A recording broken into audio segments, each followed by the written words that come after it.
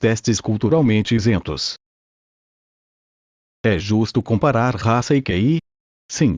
Em primeiro lugar, os testes de QI prevêem o sucesso acadêmico e profissional também para os negros como para os brancos ou orientais. Em segundo lugar, as mesmas diferenças raciais aparecem tanto em testes que foram feitos para ser culturalmente isentos, como nos testes de QI comuns. Na realidade, os negros até obtêm resultados ligeiramente mais altos nos testes de QI comuns do que naqueles que são culturalmente isentos. Este fato está em oposição com a teoria cultural. Os negros têm mais sucesso em testes verbais do que em testes não verbais, e conseguem melhores resultados em testes de conhecimento escolar do que em testes de capacidade de raciocínio.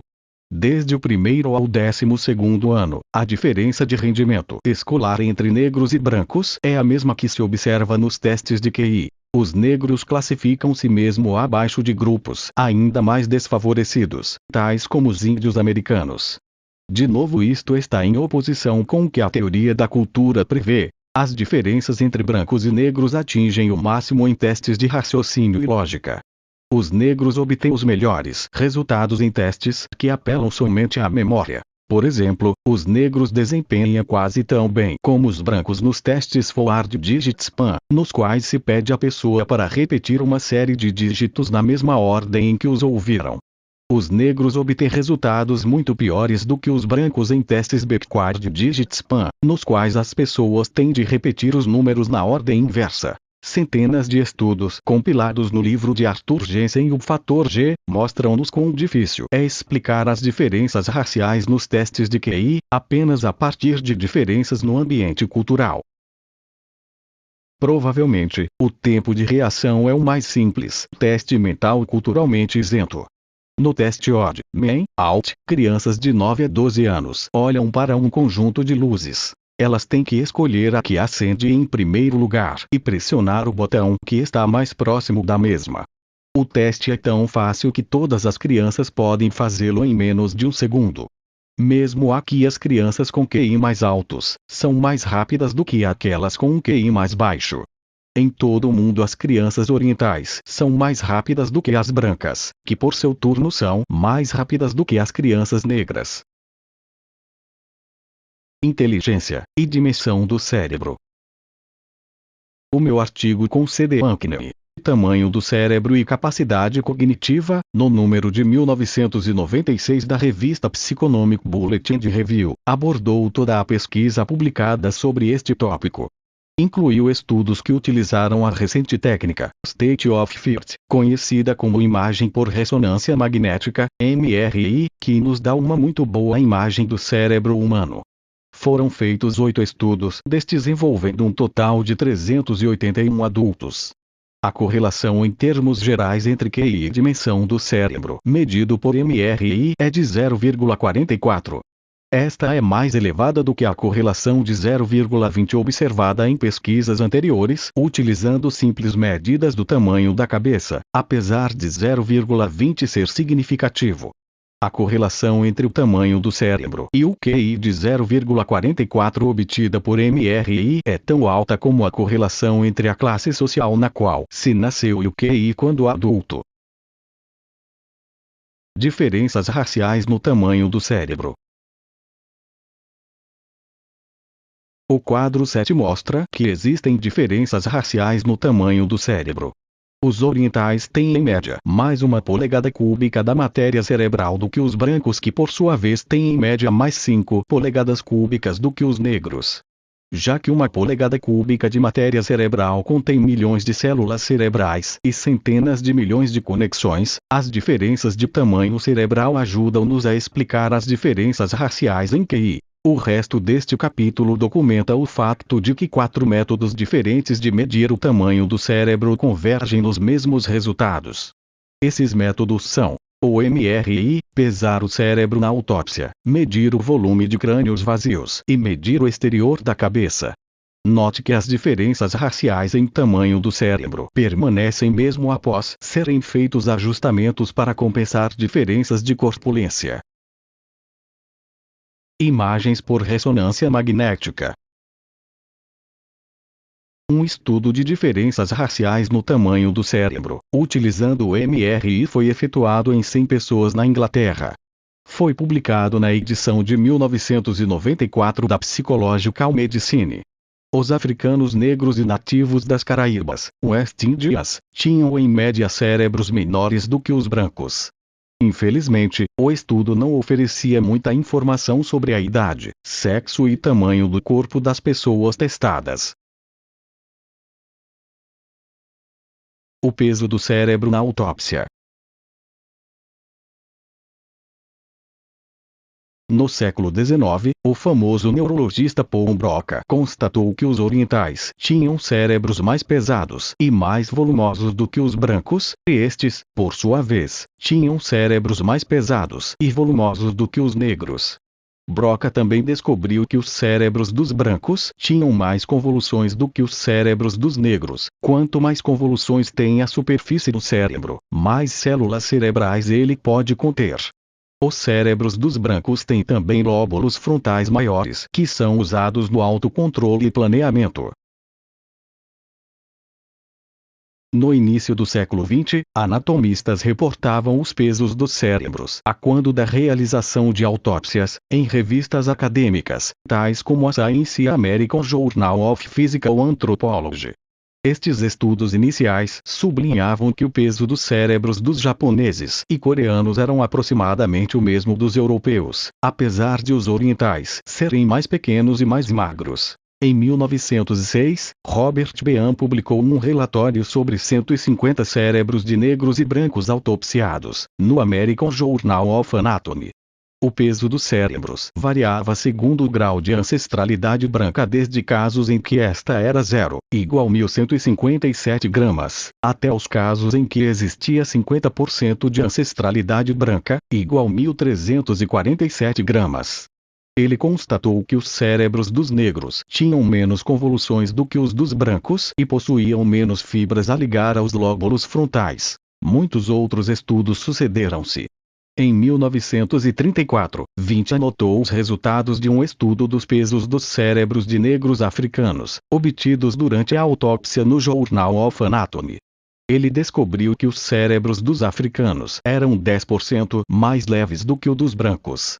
No número de 1934 da Science, Raymond Pearl colegiu os dados existentes de autópsias efetuadas em soldados negros e brancos que tinham morrido na Guerra Civil Americana, 1861-1865. Ele descobriu que os cérebros dos brancos pesavam mais 100 gramas do que os cérebros dos negros. E também entre negros, Pearl descobriu que o peso do cérebro aumentava de acordo com a percentagem de ascendência branca. Num artigo de 1970, publicado no American Journal of Physical Anthropology, Philip Quinto Tobias afirmou que todos estes estudos estavam errados. Ele disse que eles ignoraram fatores tais como sexo, volume do corpo, idade da morte, nutrição durante a infância, origem da amostra, ocupação e causa da morte. No entanto, quando eu próprio calculei as médias a todos os dados do artigo de P. Tobias, observei que mesmo assim eles indicavam que os orientais e os brancos têm cérebros mais pesados que os negros. Até mesmo P. Tobias teve finalmente de admitir que os orientais têm milhões de neurônios extra quando comparados com os brancos, e que estes têm milhões a mais que os negros. Em 1980, a equipe de Quinn et al. Confirmou as diferenças entre negros e brancos. O seu estudo de autópsias foi publicado na Archives of Pathology and Laboratory Medicine. Ele evitou os possíveis erros apontados por P. Tobias. Dados para o peso do cérebro obtidos em primeira mão para 1.261 americanos adultos mostraram que os brancos têm em média mais 100 gramas de massa cerebral que os negros. Uma vez que os negros incluídos nesse estudo eram de corpulência semelhante aos brancos, diferenças nas dimensões corporais não explicam estas diferenças raciais no tamanho do cérebro.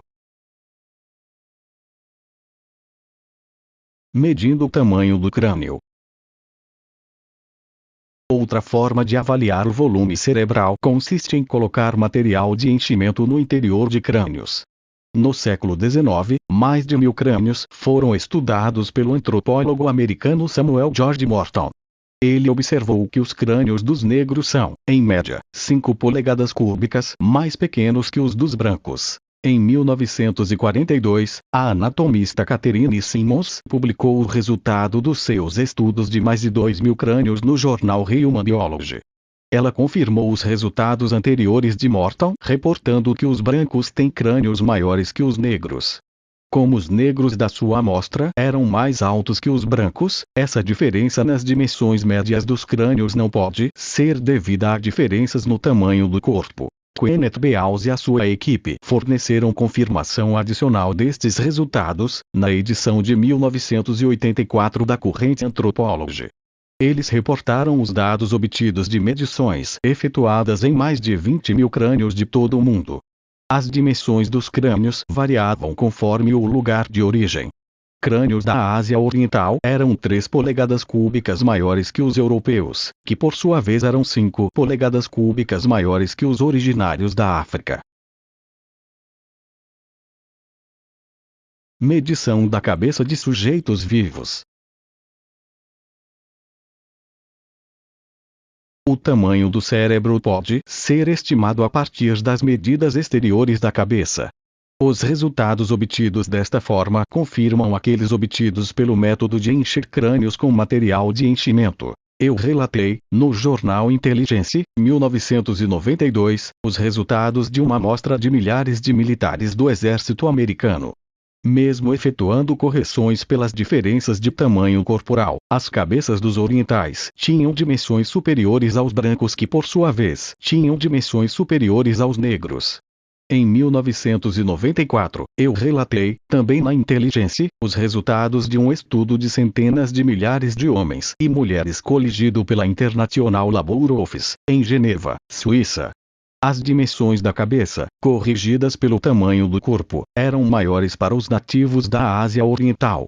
Os europeus tinham cabeças maiores que os negros. Noutro estudo, na edição de 1997 da Intelligence, eu escrevi sobre os resultados de medições efetuadas em 35.000 crianças que foram seguidas desde o nascimento até aos 7 anos pelo famoso Collaborative Perinatal Study. Logo no nascimento, aos 4 meses, 1 ano e 7 anos, as crianças orientais tinham dimensões do crânio superiores às crianças brancas que por sua vez tinham dimensões cranianas superiores às crianças negras. Estas diferenças não eram causadas por diferenças no tamanho do corpo, porque as crianças negras eram mais altas e mais pesadas do que quer as crianças brancas, quer as crianças orientais. Efetuando um sumário das diferenças de tamanho do cérebro. O quadro 7 mostra o tamanho médio do cérebro para as 3 raças, usando todas as 4 técnicas de medição e também corrigindo, sempre que possível, de forma a compensar as diferenças de corpulência. Os orientais obtiveram em média 1.364 centímetros cúbicos, os brancos em média 1.347 centímetros cúbicos e os negros em média 1.267 centímetros cúbicos.